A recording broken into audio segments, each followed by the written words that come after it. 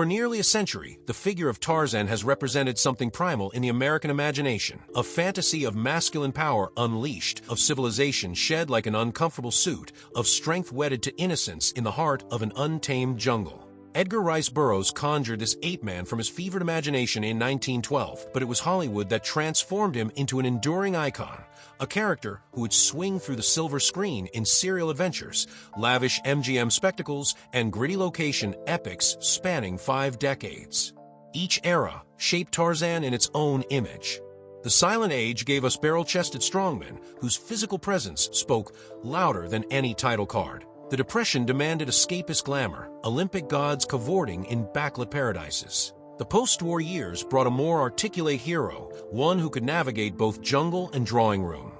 By the 1960s, Tarzan had evolved into an educated conservationist, a man who chose the wild rather than one who merely knew nothing else. Studios understood they were selling more than movies, they were marketing a vision of manhood itself. The search for each new Tarzan became a publicity spectacle, with screen tests conducted at swimming pools and bodybuilding competitions, with press agents breathlessly announcing the discovery of a real jungle man. Audiences responded with fierce loyalty, debating which version captured the true spirit of Burroughs' creation, which physique best embodied untamed vitality, which portrayal balanced savage strength with noble bearing. The question has never been settled. Even now, cinephiles and nostalgia enthusiasts argue over who wore the loincloth most convincingly, who commanded the screen with the right mixture of danger and charm, who made you believe that a man could truly be Lord of the Jungle. Tonight, we swing back through the vines of Hollywood history to uncover the 9 men who brought Tarzan to life and decide who truly earned the title of the best of them all.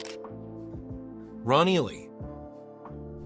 Ron Ely brought Tarzan into American living rooms weekly, transforming the jungle lord from matinee icon into television hero, and in the process, redefining the character as an educated, sophisticated man who chose the wilderness rather than one who knew nothing else. When NBC launched its Tarzan series in 1966 with Cy Weintraub producing, Ely became the template for modern interpretations. His Tarzan was explicitly presented as Lord Greystoke, an educated aristocrat who'd returned to Africa by choice, comfortable in both civilization and wilderness. This was the most radical reconception since Weissmuller defined the role, jettisoning the monosyllabic innocent in favor of an articulate, intelligent hero who spoke multiple languages and navigated complex moral situations. Ely played him with calm authority, projecting competence and nobility without losing the character's essential physicality. The series filmed initially in Brazil, later moving to Mexico for production practicality, and Ely famously performed most of his own stunts, a decision that proved costly. Over the show's 57-episode run across 2 seasons, he sustained numerous injuries. Reports include broken shoulders, lion bites, and various other wounds that accumulated into a catalog of suffering. Like Jock Mahoney before him, Ely's commitment to authenticity came at genuine physical cost, though he maintained his performance quality throughout. What distinguished Ely's Tarzan most significantly was intelligence. This was a hero who analyzed situations, who understood human psychology and animal behavior with equal facility, who chose solutions based on wisdom rather than simply overpowering obstacles. Episodes feature environmental themes, cultural conflicts, and moral ambiguity, sophisticated storytelling for mid-1960s television, aimed at audiences who'd outgrown simple adventure formulas. Ely handled the dramatic demands capably, projecting both strength and thoughtfulness, making viewers believe that this Tarzan genuinely possessed the noble bearing of his aristocratic heritage. The absence of Jane was deliberate. Weintraub's decision to focus on Tarzan as a solitary figure gave the series a different energy than the romantic jungle adventures of earlier decades. This Tarzan interacted with various characters each week, but remained essentially alone, a choice that emphasized his otherness and gave the show a slightly melancholy undertone beneath its action-adventure surface. The series influenced a generation of viewers who grew up watching Ely's Tarzan, making him the definitive version for anyone coming of age in the late 1960s. While Weissmuller retained cultural prominence for older audiences, Ely's interpretation shaped how younger viewers understood the character. Intelligent, moral, physically capable, and fundamentally civilized despite his jungle home. After the series concluded in 1968, Ely continued acting in various projects, but never found another role that defined him quite as completely. Like many TV heroes, he became inextricably linked with his most famous character, which proved both blessing and curse, instant recognition coupled with typecasting that limited opportunities. Ron Ely's contribution to the Tarzan legacy was making the character relevant for modern audiences, proving that the Jungle Lord could evolve beyond his 1930s origins without losing essential appeal. He was Tarzan for the television age, smart, sophisticated, and accessible in ways theatrical versions could never quite manage. Gordon Scott. Gordon Scott transformed Tarzan from a monosyllabic jungle innocent into an intelligent, formidable hero, a change that revitalized a franchise teetering on the edge of irrelevance and pointed toward the character's future. Discovered poolside in Las Vegas by a talent scout, Scott was working as a lifeguard and occasional bodybuilder when he was offered the role in 1955. His debut in Tarzan's Hidden Jungle presented a conventional, if muscular, take on the character, but it was the intervention of producer Cy Weintraub that truly redefined both Scott's portrayal and the series itself. Weintraub, acquiring the rights from Soul Lesser, understood that 1950s audiences had evolved beyond the simplistic jungle romps of earlier decades. They deserve a Tarzan who could speak in complete, intelligent sentences, who could outwit villains rather than simply outfight them, who possessed genuine agency and sophistication. Under Weintraub's guidance, Scott's Tarzan evolved dramatically. By Tarzan's Greatest Adventure in 1959, the franchise had become something genuinely impressive, an adult adventure film shot in gorgeous Eastman color on African locations, featuring credible villains, including Anthony Quayle and a young Sean Connery, and showcasing a Tarzan who was thoughtful, strategic, and undeniably dangerous. Scott played him with a cool intensity, less concerned with charm than with competence. This Tarzan plan adapted and executed a modern action hero in a loincloth. The physical production quality matched Scott's elevated performance. Real African landscapes replaced studio sets, bringing an authenticity that made the earlier films look quaint by comparison. The violence was more realistic, the stakes felt genuine, and the overall tone suggested that the filmmakers respected both their material and their audience. Critics who'd long dismissed Tarzan films as juvenile nonsense found themselves reassessing. Here was adventure filmmaking that could stand alongside any contemporary action picture. Tarzan the Magnificent in 1960 continued this elevated approach, with Scott commanding the screen as a hero who was simultaneously primal and sophisticated, comfortable in the jungle but clearly educated, able to navigate both wilderness and human society. The film featured strong character work and moral complexity unusual for the genre, with Tarzan facing genuine ethical dilemmas rather than simply punching his way through obstacles. Scott's 6 films, including a television pilot compilation, represented the franchise's most significant artistic evolution since Weissmuller defined it. He proved that Tarzan could be taken seriously, that the character possessed depths beyond the simplistic jungle man stereotype. His athletic ability matched any predecessor. He performed his own stunts with impressive skill, but he added layers of intelligence and nuance that transformed the role from physical spectacle to actual acting. After leaving the series, Scott continued working in European adventure films and sword and sandal epics, his impressive physique and screen presence keeping him employed throughout the 1960s. But his Tarzan work remained his most significant contribution to cinema, the bridge between the character's primitive origins and his modern incarnations. Scott showed that evolution didn't mean betrayal, that Tarzan could grow more intelligent without losing his essential wildness, could gain sophistication without sacrificing authenticity. Gordon Scott's Tarzan was the thinking man's jungle lord, and in retrospect, he deserved far more recognition than he received for rescuing and reinventing an icon. Johnny Weissmuller. Johnny Weissmuller didn't just play Tarzan, he became the archetype against which every subsequent portrayal would be measured, the gold standard by which all other jungle lords would be judged and found wanting. An Olympic swimming champion who'd claimed 5 gold medals and set dozens of world records, Weissmuller possessed the kind of physique that made sculptors weep, perfectly proportioned, powerfully built, moving with a grace that suggested both strength and effortless elegance. When MGM began searching for their Tarzan in 1932, Weissmuller was performing in a swimming and diving show, his competitive career behind him. He screen-tested in the studio pool, his athletic prowess immediately evident. MGM knew they'd found something special. Tarzan the Ape Man established not just Weissmuller's version of the character, but virtually everything the public would associate with Tarzan for the next 50 years. The famous yell, that distinctive, impossible-to-imitate ululation, was created by sound technicians but delivered by Weissmuller with perfect timing.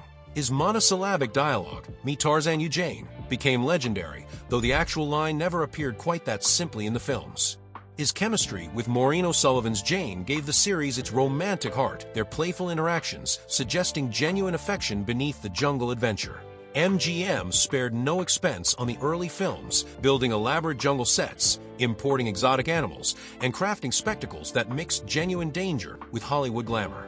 Tarzan and his mate in 1934 pushed boundaries with its frank sensuality. O'Sullivan's famous nude swimming sequence, actually performed by a body double, caused censorship battles but helped establish the series' adult appeal. Weissmuller's Tarzan was simultaneously innocent and sexual, childlike in his jungle simplicity, yet undeniably masculine in his physicality. The series continued through 12 films, with MGM producing 6 before handing the franchise to RKO and producer Sol Lesser in 1943. The later films, shot on smaller budgets with less glamorous production values, couldn't match the spectacle of the MGM entries, but Weissmuller's appeal remained constant. He aged gracefully through the role, his Tarzan becoming slightly more domesticated with the addition of Boy, Johnny Sheffield, and the ever-present chimpanzee Cheetah, but never losing the essential qualities that made him magnetic. What distinguished Weissmuller was his absolute naturalism in the role. He never seemed to be acting, never appeared conscious of the camera. Whether swinging on vines, wrestling rubber crocodiles, or delivering his halting dialogue, he projected complete conviction. Audiences believed he was Tarzan, believed he'd grown up in the jungle, believed in the fantasy because Weissmuller so thoroughly inhabited it. His athletic background gave him credibility in the action sequences. When he dove from cliffs or swam through rapids, viewers knew they were watching genuine ability rather than stunt work or special effects. Critics occasionally condescended to the films, dismissing them as juvenile escapism, but audiences adored them. Weissmuller's Tarzan defined Depression-era and wartime entertainment, uncomplicated heroism, exotic locales, romantic adventure far from the troubles of modern civilization. He made Tarzan not just a character but a cultural institution, a figure recognizable even to those who'd never read Burroughs or seen a single film. Every Tarzan since has existed in Weissmuller's shadow, compared to his yell, his physique, his ineffable rightness for the role. He set a standard that proved impossible to surpass, though many tried. In the end, Johnny Weissmuller didn't just play the king of the jungle. He ruled Hollywood's imagination with the same effortless authority his Tarzan commanded the beasts. Jock Mahoney. Jock Mahoney brought something no previous Tarzan had possessed: decades of professional stunt experience and an almost ascetic devotion to physical authenticity that bordered on self-destruction. A veteran Hollywood stuntman and action specialist, Mahoney had appeared in Gordon Scott's Tarzan the Magnificent as a villain, impressing producer Cy Weintraub with his lean, coiled physicality and absolute credibility in fight scenes. When Scott departed, Weintraub chose Mahoney despite his age. At 44, he was the oldest actor to assume the role, his weathered features and sinewy frame suggesting a different kind of Tarzan than the youthful strongman who'd preceded him. Tarzan Goes to India in 1962 showcased Mahoney's strengths immediately. His Tarzan was minimalist and cool, speaking economically but intelligently, moving with a professional's efficiency rather than a showman's flash. Weintraub's production continued the trend toward location shooting and realistic action, and Mahoney performed stunts that would have been double's work in earlier films. He fell, fought, and swung through trees with the precision of a man who'd spent his career making other actors look heroic, now applying that expertise to his own portrayal. But it was Tarzan's 3 challenges in 1963 that defined Mahoney's tenure and nearly killed him. Shot in Thailand under brutal conditions, Mahoney contracted dysentery, dengue fever, and pneumonia simultaneously during production. He lost approximately 45 pounds, his already lean frame becoming almost skeletal. Production photographs from late in the shoot show a man who looks seriously ill, his eyes hollow, his body pushed far beyond reasonable limits. Yet he finished the film, completing action sequences while desperately sick, driven by professional pride or perhaps simple stubbornness.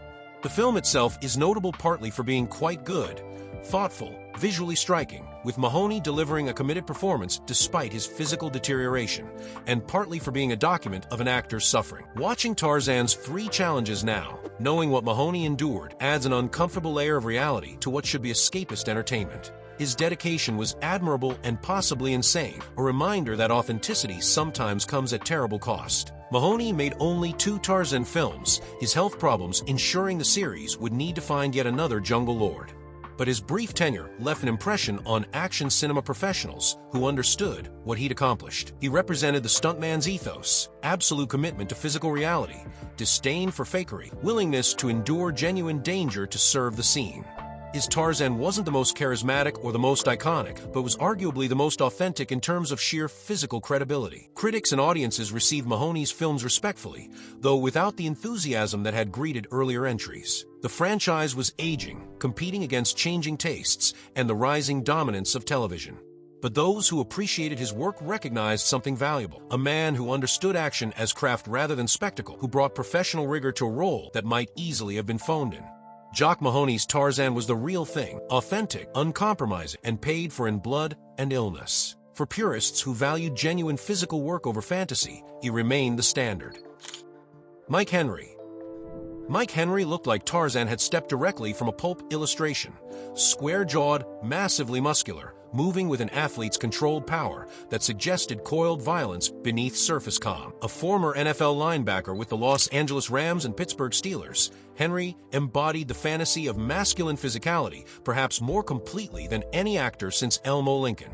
When Cy Weintraub cast him for a trilogy of films shot back-to-back in 1966 to 68, it seemed the franchise had found a Tarzan who could compete visually with the increasingly physical heroes of James Bond films and Italian action spectacles. Henry's physique was genuinely intimidating, his broad shoulders and thick arms suggesting he could actually wrestle the lions and crocodiles the script required. Tarzan and the Valley of Gold, 1966, Tarzan and the Great River, 1967, and Tarzan and the Jungle Boy, 1968, represented Weintraub's attempt to push the franchise toward globe-trotting men's adventure territory, exotic locations, international villains, modern weaponry mixed with jungle savagery.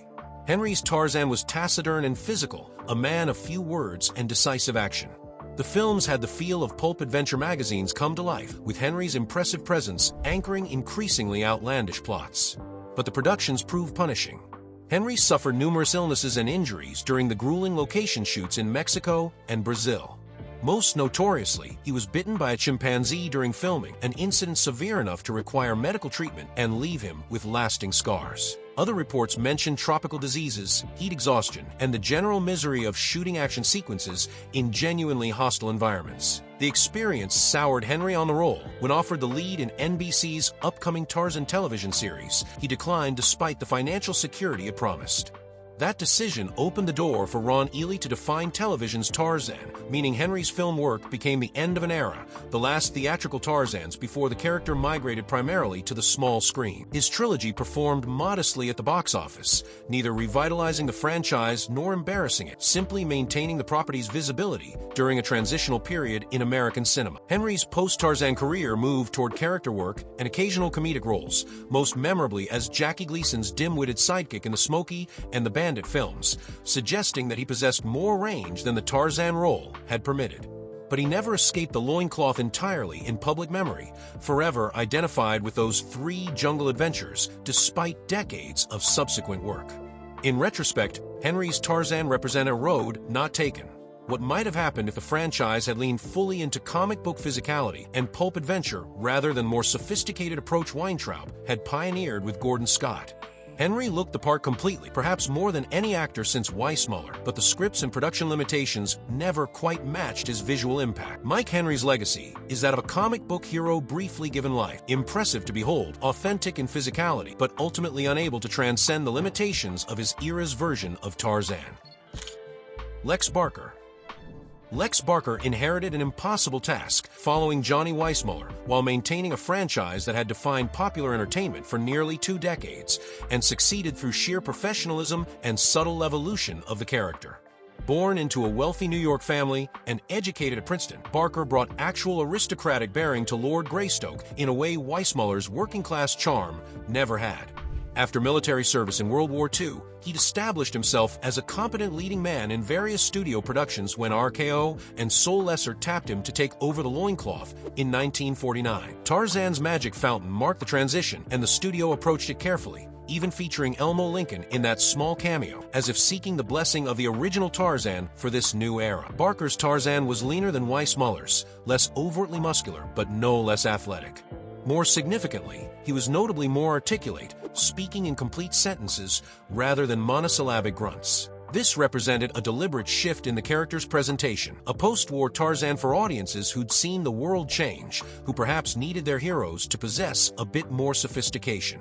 The series retained the basic formula of jungle adventure, rotating Janes after Brenda Joyce completed her run, but added a polish that suggested the franchise was maturing alongside its audience. The standout among Barker's 5 films was Tarzan's Peril in 1951, partially shot on location in Africa, a significant step toward authenticity after decades of Backlit California, standing in for the Dark Continent.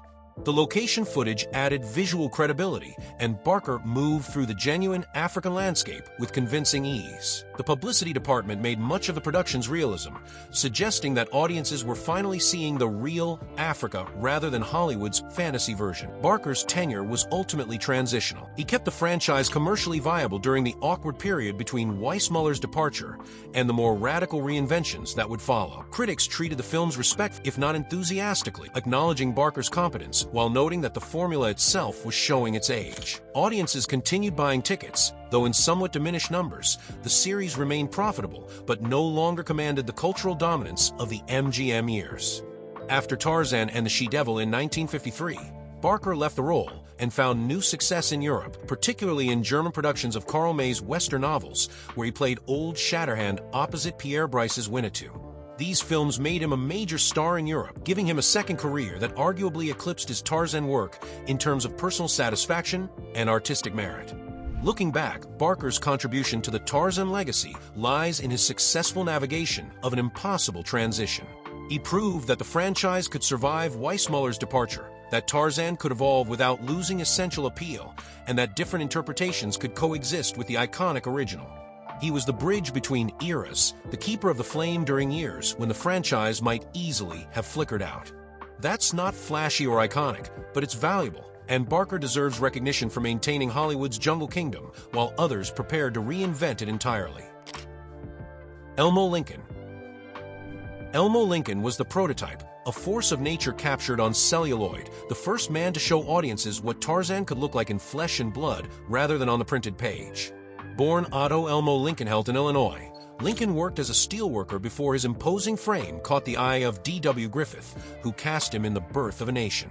By 1918, when director Scott Sidney needed to replace an injured Stellan Windrow mid-production on Tarzan of the Apes, Lincoln's massive build and stern, weathered features made him the obvious choice. Edgar Rice Burroughs himself initially objected. Lincoln seemed too brutish, too lacking in the aristocratic bearing the author had imagined for his Lord Greystoke. But commercial considerations overruled artistic vision, and Lincoln's Tarzan would define the character for a generation. Filmed in the swamps of Louisiana, standing in for African jungle, Tarzan of the Apes was primitive even by 1918 standards, with animal footage spliced in from various sources and decidedly unconvincing studio sets. What it possessed was Lincoln himself, barrel-chested, unsmiling, moving through the frame with a stolid, almost elemental presence. His Tarzan was less noble savage than pure savage, a man of few gestures and fewer refinements. In the silent era, this worked brilliantly. Lincoln's massive physicality, his ability to project raw strength through stillness, made him utterly convincing as a creature more ape than aristocrat. The film succeeded beyond expectations, spawning immediate sequels, The Romance of Tarzan in 1918 and The Adventures of Tarzan in 1921. Lincoln's popularity established Tarzan as a bankable franchise property, proving that audiences would pay to watch a nearly wordless strongman navigate jungle perils. Studios took notice.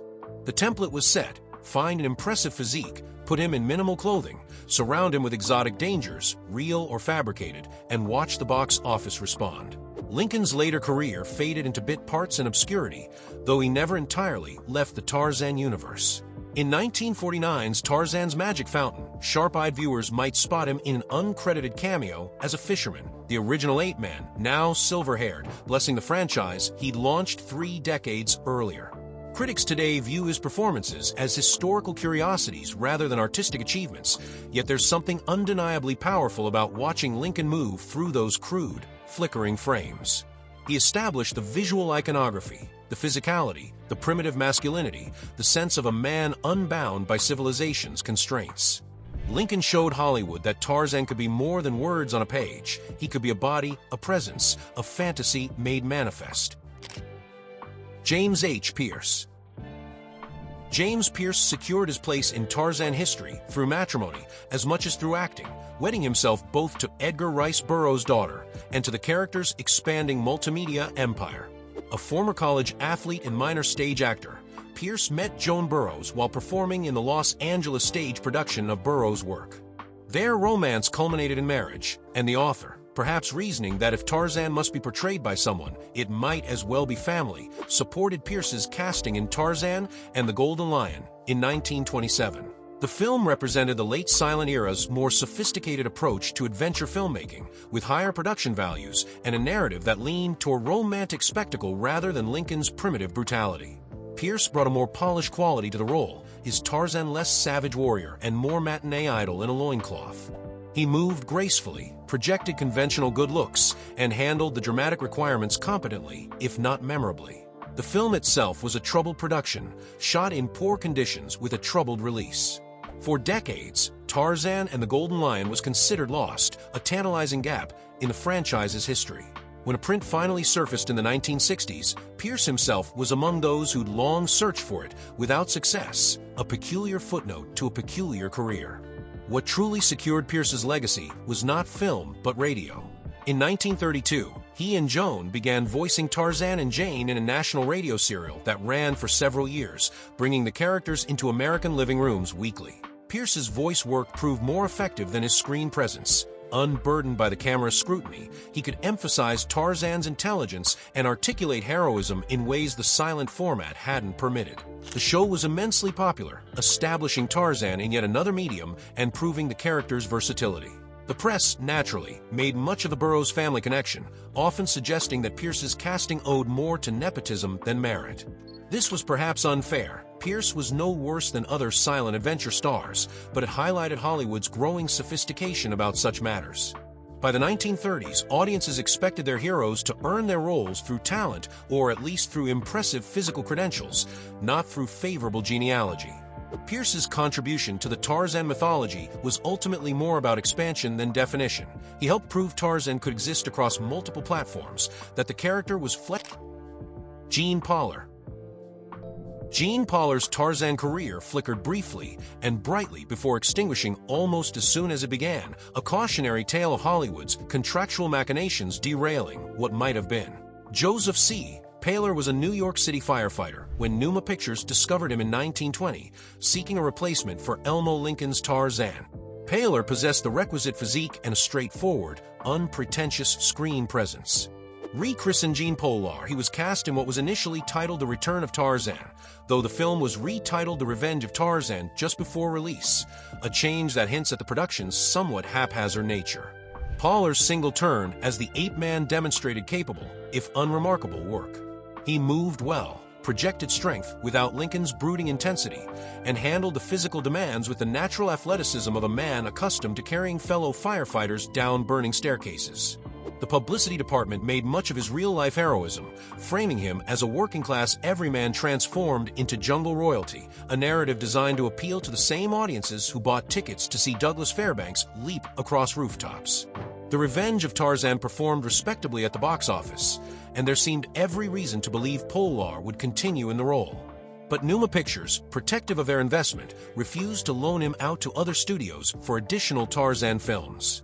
The company's intransigence meant Poller faced a choice: remain under exclusive contract with limited opportunities or return to his former profession. He chose the fire department. By 1921, Poller was back in New York, fighting fires instead of crocodiles. His brief Hollywood adventure concluded. In retrospect, Poller's truncated tenure represents a fascinating what-if. He possessed the physical tools and a certain natural charisma that might have developed with more screen time. Unlike Lincoln's primitive intensity, or the more refined Tarzans who would follow, Poller offered something approaching a middle path, capable and genuine, without being either too crude or too civilized. Film historians regard Poller as a footnote, the answer to a trivia question rather than a significant contributor to the Tarzan mythology. Yet his story reminds us that Hollywood success often depends less on talent than on timing, contracts, and corporate strategy. Polar was Tarzan for exactly one film, and then he wasn't, a jungle king who abdicated his throne and returned to saving lives in Manhattan tenements. From Elmo Lincoln's primal silence to Ron Ely's articulate nobility, the evolution of screen Tarzan tells a story larger than any single performance, a chronicle of changing American masculinity, of Hollywood's endless appetite for reinvention, and of a character flexible enough to survive 5 decades of wildly different interpretations. Each era shaped Tarzan in its own image, projecting contemporary anxieties and fantasies onto Burroughs' Ape-Man. The silent age needed physical presence and visual storytelling, giving us strongmen whose bodies spoke volumes. The Depression demanded escapist glamour and Olympic perfection, producing Weissmuller's definitive innocent savage. Post-war audiences required more sophistication, leading to Lex Barker's polished hero and eventually Gordon Scott's intelligent warrior. By the 1960s, with Vietnam and civil rights transforming American consciousness, Tarzan became explicitly educated and morally complex, a man who chose his path rather than one thrust upon him by circumstance. Yet Johnny Weissmuller remains the archetype, the version against which all others are measured. His 12 films established the visual vocabulary the character beats, the essential rightness that made Tarzan more than adventure fiction. He made him mythology. No subsequent actor ever quite escaped Weissmuller's shadow, though several carved out distinctive territories: Gordon Scott's intelligence, Jock Mahoney's austere authenticity, Ron Ely's television accessibility. What's remarkable is how many of these men sacrificed for the role. Mahoney nearly died in Thailand, Ely shattered bones weekly, Mike Henry endured animal attacks and tropical diseases. The loincloth came at a cost beyond typecasting and limited dialogue. Playing Tarzan meant genuine danger, real pain, the kind of physical commitment that seems almost archaic in our age of digital enhancement and safety regulations. These were men who swung on actual vines, wrestled real animals, or convincingly rubber ones, dove from genuine cliffs into rivers below. Their authenticity bought our belief, transaction by painful transaction. The question of who was best ultimately depends on criteria. Cultural impact favors Weissmuller overwhelmingly. Artistic evolution points to Gordon Scott. Physical authenticity suggests Mahoney. Television reach means Ely defined the character for an entire generation. Each brought something valuable. Each reflected his moment. Each contributed to a mythology larger than any individual contribution. Perhaps the real answer is that Tarzan himself is the star, a fantasy so powerful that it survived not just changing actors but changing decades, technologies, and audience expectations. From silent strength to silver screen spectacle to television sophistication, each Tarzan showed us a different vision of heroism, a different version of eternal question. What happens when civilization falls away and we're left with only ourselves against the wilderness? Maybe the best Tarzan isn't one man at all, but the myth that still refuses to die, swinging through the jungle of our imagination, forever young, forever strong, forever free.